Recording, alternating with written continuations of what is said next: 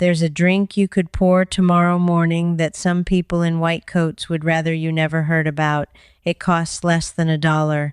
It comes from a root your grandmother probably grew out behind the house. Mmm. And in one carefully controlled study, it lowered blood pressure about as much as a starter pill from the pharmacy. I didn't believe it, not for a second. Then I found the paper. Queen Mary, University of London. The year was 2015, printed in a medical journal called Hypertension. That single document is where my digging began, and it pulled me down a trail I never expected to walk. You don't need a prescription for this. You don't need a specialist, a subscription, or a single thing you don't already own. If you're living in your own home with a kitchen, you have almost everything you need right now. It started at my sister's kitchen table. I was sitting there one morning, and I counted 7 orange pill bottles lined up next to the sugar bowl like little soldiers. 4 of them were for one thing, her blood pressure, and she looked at me and said, "I've been on these 11 years, and the numbers only ever go up." That sentence stuck in me like a splinter, because something about it did not add up. Why would a person take 4 medicines for 11 years and end up worse than when she started? That question wouldn't let me sleep. So I did what I always do when something itches at me. I started reading, not the glossy pamphlets, the real research, the old bulletins, the studies nobody puts on the evening news. And what I found in the first week alone changed the way I look at my own morning routine. Let me start where I started because the first clue was hiding in plain sight. I went looking for the oldest advice I could find on high blood pressure. Not from this decade, not from the last one. I wanted to know what people did before there was a pill for every number on the chart. So I dug into old home economics texts and county agricultural bulletins, the kind that used to arrive in farmhouse mailboxes for free. And the same humble vegetable kept showing up, the beet, the plain dark red garden beet. Now, I'll be honest with you. My first reaction was to laugh. A beet? The thing that stains your fingers and shows up pickled at church potlucks? That's the big secret? I nearly closed the whole thing and walked away. But the science stopped me cold. Here's what those researchers at Queen Mary, University of London actually did. They took a group of people with high blood pressure. They gave some of them 1 cup of ordinary beetroot juice every single day, about 8 ounces. That's it. No new drug, no fancy machine, just the juice of a root you can buy for pocket change. After 4 weeks, the people drinking the juice saw their blood pressure drop by an average of around 8 points on the top number. 8 points. To put that in plain terms, that's the kind of change a doctor gets excited about when a brand new medication is doing its job. And these weren't people gulping some concentrated laboratory formula. This was juice from a beet. So the question sharpened in my mind. If a common vegetable can move the needle that much, why had I never once heard a doctor mention it? Not to my sister, not to my neighbor, not to me.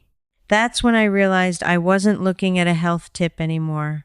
I was looking at something that had been quietly left out of the conversation, and I wanted to know why. But to understand why, I first had to understand how.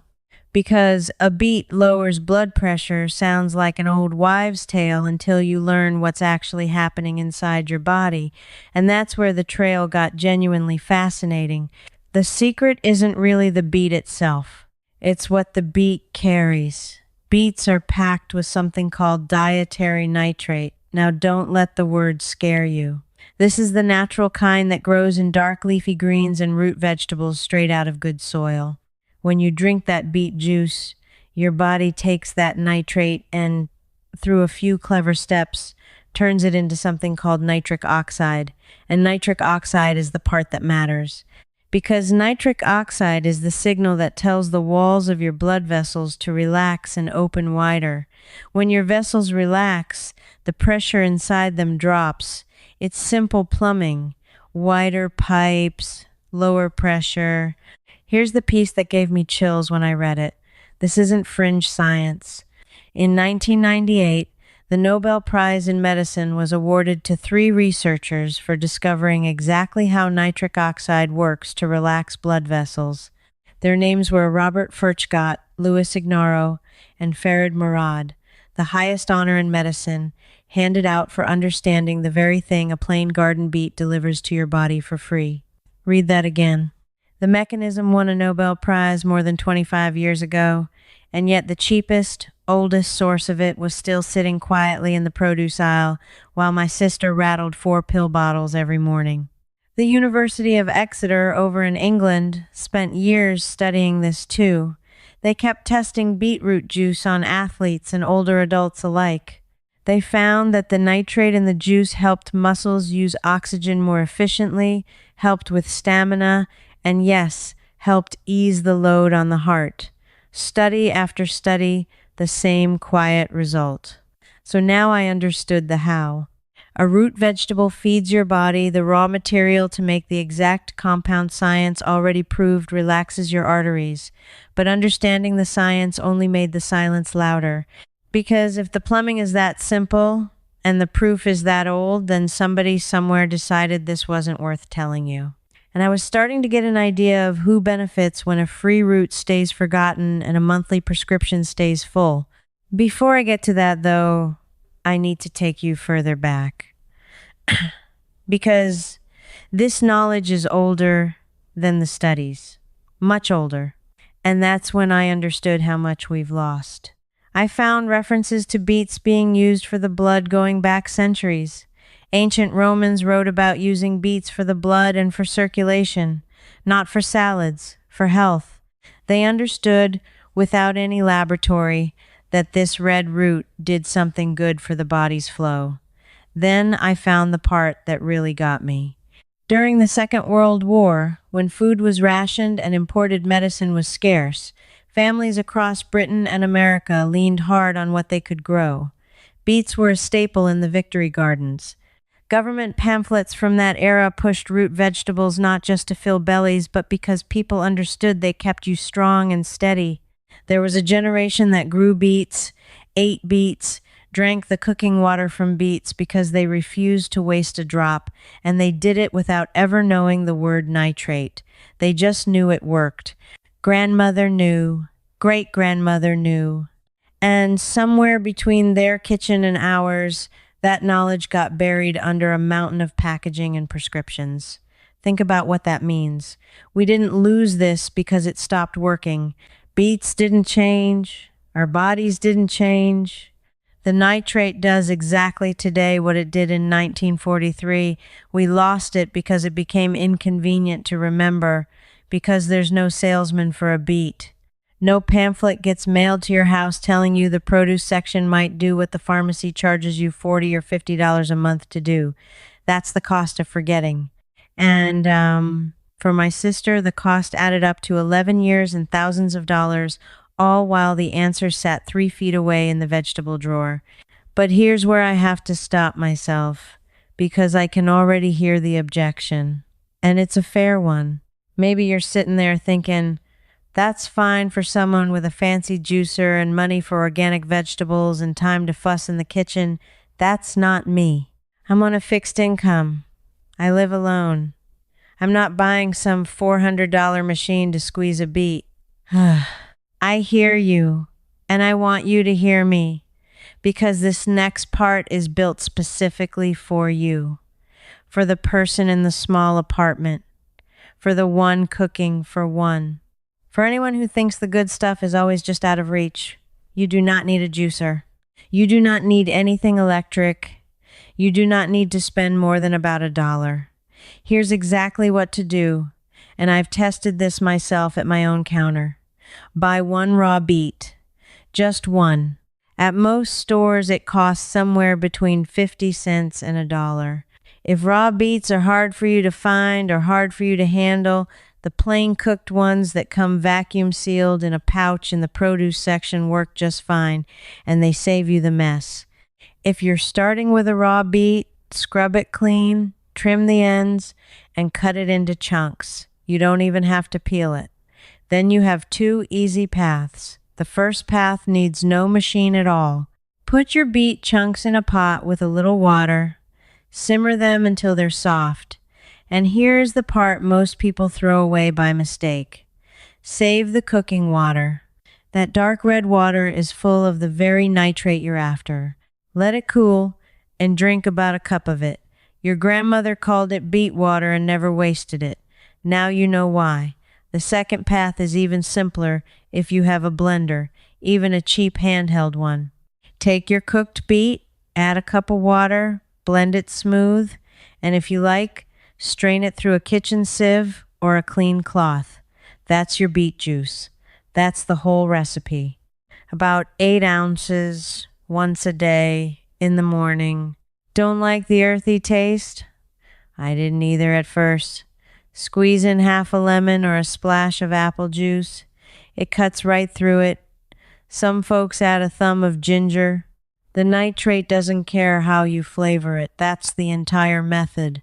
One root, a pot or a blender, a cup a day. No prescription, no membership, no gadget, no specialist. A person living alone on a tight budget can do this tomorrow morning with what fits in a single grocery bag.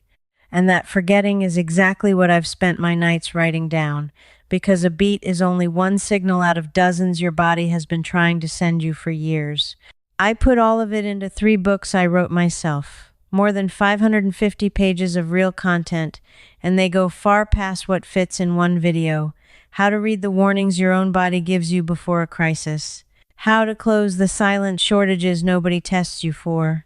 What eating eggs every single day actually does to an older heart. Which forgotten fruits keep your blood sugar steady after 65.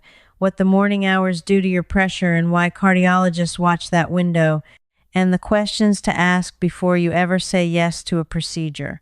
Your doctor has 12 minutes with you. These pages give you the other 23 hours and 48. It's written for someone living on a fixed income in their own kitchen, not for a laboratory. If that's you, scan the QR code right there on your screen, link in the description, pinned comment, and start with the first book tonight. Now, back to the objection I know is forming in your mind, because it's the honest one. And one honest word of warning that made me laugh when I first saw it, so you're not alarmed. The next day, your bathroom visits might come out a little pink or red. That's completely normal and harmless. It's just the natural color of the beet passing through.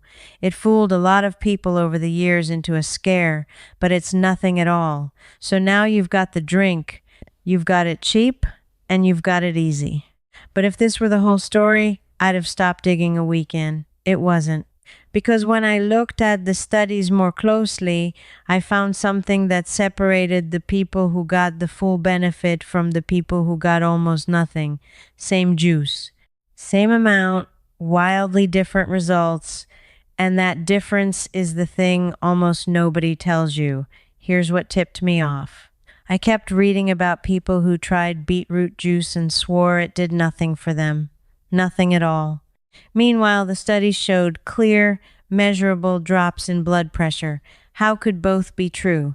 So I went back into the research, and I read it slower this time. And buried in the details of how the body turns that nitrate into nitric oxide, I found the missing link. A step so small and so strange that once I saw it, I couldn't unsee it. Your body cannot do this conversion alone. It needs help. And the help comes from a specific army of friendly bacteria that live on the surface of your tongue, right there in your own mouth. These particular bacteria are the ones that take the nitrate from the beet and perform the first crucial step of turning it into the compound that eventually relaxes your arteries. Without those bacteria on your tongue, the whole chain breaks. The nitrate goes in, but the magic never happens. You could drink beet juice every single morning for a month and get almost nothing, all because the first workers on the assembly line were missing. Now here's the part that made me sit back in my chair. There is one extremely common thing in millions of bathrooms, something people over 70 are often told to use more, not less. that wipes out those exact bacteria. It scrubs them right off your tongue and shuts the whole factory down. Antibacterial mouthwash. That's it. That's the forbidden piece. The very product marketed to keep your mouth clean and germ-free does its job a little too well. It doesn't know the difference between the bacteria you don't want and the helpful ones on your tongue that lower your blood pressure. It kills them all. And I'm not guessing at this. Researchers put it to the test. In one study, they had people rinse with antibacterial mouthwash twice a day. Within days, their blood pressure crept upward because they'd killed off the tongue bacteria that keep nitric oxide flowing. A separate group of researchers, including work connected to studies out of the United Kingdom around 2013 and later published findings in the years after, found the same troubling pattern. Swish away those bacteria, and you swish away one of your body's natural tools for keeping your arteries relaxed. Let that settle for a moment. You could be doing everything right, drinking your beet juice, eating your leafy greens, doing exactly what your grandmother did, and then twice a day you rinse with a bright blue liquid you were told keeps you healthy, and you quietly cancel out the whole benefit. Nobody connects those two things for you. The mouthwash bottle doesn't warn you. The pill bottle doesn't mention the beet. The two halves of this puzzle sit in different aisles of the same store, and the connection between them stays hidden. This is the secret finale of everything I dug up. It isn't just to drink the beet water. It's to protect the little garden of bacteria on your own tongue that makes the beet water work in the first place. So here's what I do now, and here's what I told my sister to do. I drink my cup of beet water in the morning, I flavor it with a little lemon, and I stopped using the antibacterial mouthwash every single day.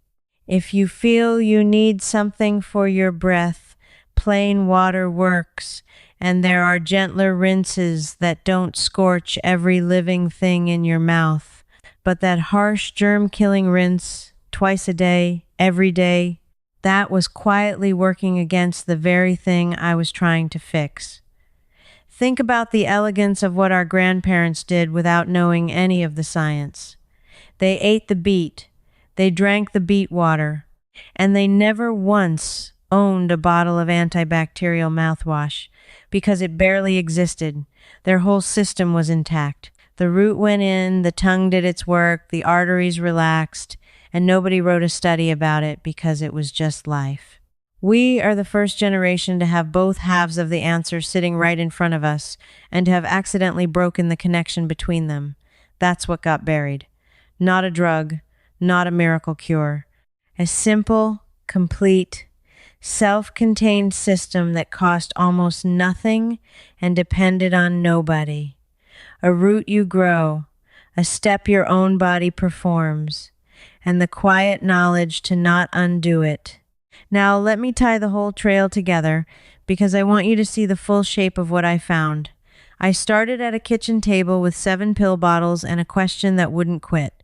I found a study from Queen Mary University of London showing a cup of beet juice lowering blood pressure about as much as a starter medication. I traced the mechanism back to a Nobel Prize handed out in 1998 for nitric oxide. I followed it further back to Victory Gardens in the Second World War and further still to the Romans, all of them leaning on the same red root. Then I learned the how. Nitrate in, nitric oxide out, arteries relaxed, simple plumbing. Then I learned the trap, that the entire chain depends on tiny bacteria on your tongue and that a common bathroom product sold to you as healthy quietly destroys them. And every step of the way, I kept asking the same thing. Why isn't anyone telling us this? I don't think there's one villain in a dark room. It's simpler and sadder than that. There's no money in a beet. There's no salesman for the water you'd normally pour down the drain. There's no quarterly profit in telling a 72-year-old woman to skip the mouthwash and grow a root. A pill refilled every month for 11 years is a business. $1 beet is not. So the knowledge didn't get destroyed. It just got starved of attention until it faded. Nobody stood to gain by keeping it alive, so it slipped through the cracks between the produce aisle, the pharmacy counter, and the bathroom shelf. 3 aisles, 1 answer, and no one connecting them for you. Until now. Here's what I'd ask you to do this week, and it costs you almost nothing to try. Buy 1 beet, simmer it, or blend it, and drink about a cup of that dark red liquid in the morning. Flavor it however you like. Ease off the harsh antibacterial mouthwash so the bacteria on your tongue can do their quiet work. Give it 4 weeks, the same length as the study. And if you check your numbers, do it the same way each morning so you're comparing fair to fair. I'm not telling you to throw out anything your own doctor prescribed. I'd never do that, and neither should you. What I'm telling you is that this old, buried, dollar-cheap habit is worth knowing about, worth trying, and worth bringing up at your next visit. Walk in and ask about the beet, about the nitrate, about the tongue, watch the reaction. You'll learn a lot from the answer you get, because here's what this whole investigation really gave back to me, and I think it can give it to you too. It wasn't just a drink. It was the feeling of not being helpless, the feeling that the answer isn't always locked behind a counter or hidden behind a copay.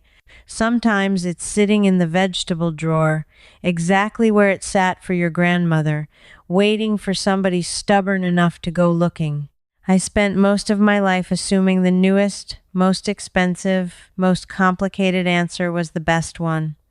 This trail proved me wrong, and I've never been so glad to be wrong. You're the kind of person who wants the evidence, not the advertisement. I can tell because you stayed with me all the way to the end while easier videos flashed by.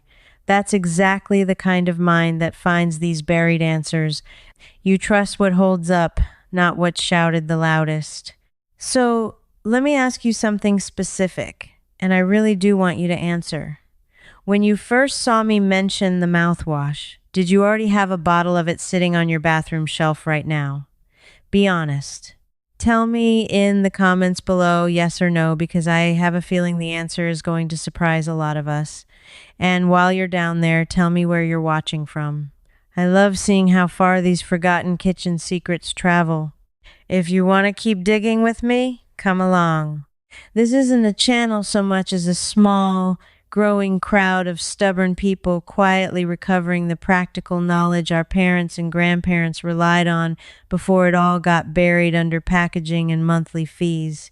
We find the things that got left behind and we test them and we bring them back. And I'll tell you, the next thing I'm chasing might be even bigger than this one.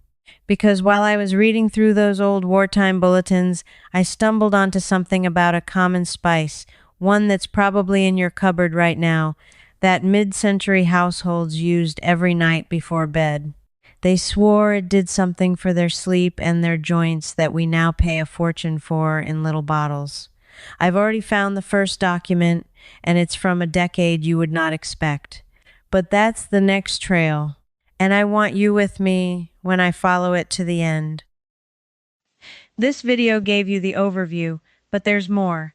Inside the Wise Living Circle, I take you through the full beetroot protocol, morning by morning, right where we left off. Got a question about your own numbers? Ask me directly, and a real person, me or my team, answers you. You won't be doing this alone. Just point your phone's camera at the code, and you can cancel anytime, 1 click. Now that you know this morning drink, there's one simple daily habit that could protect you even more, especially for your bladder and comfort at night. I'll show you exactly what it is, right here, starting now.